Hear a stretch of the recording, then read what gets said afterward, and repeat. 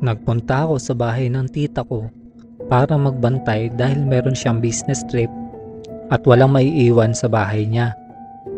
Pumayag ako dahil wala naman akong ginagawa dahil kakagraduate ko lang nung time na yon at wala pa akong trabaho. Nung nasa bahay na ako ng tita ko ay may nakita akong malaki at lumang painting.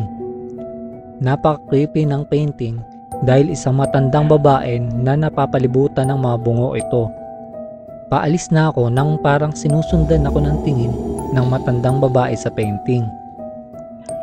Di ko na ito pinansin at nagtungo na sa magiging kwarto ko. Kinagabihan, habang nagsiselfone ako sa kwarto ko ay parang may naririnig ako sa may sala.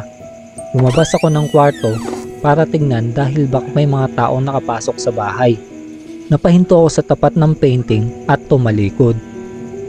Maya-maya ay may mga kamay na tumakip sa bibig ko at humila sa akin. Isasama kita sa mga koleksyon ko.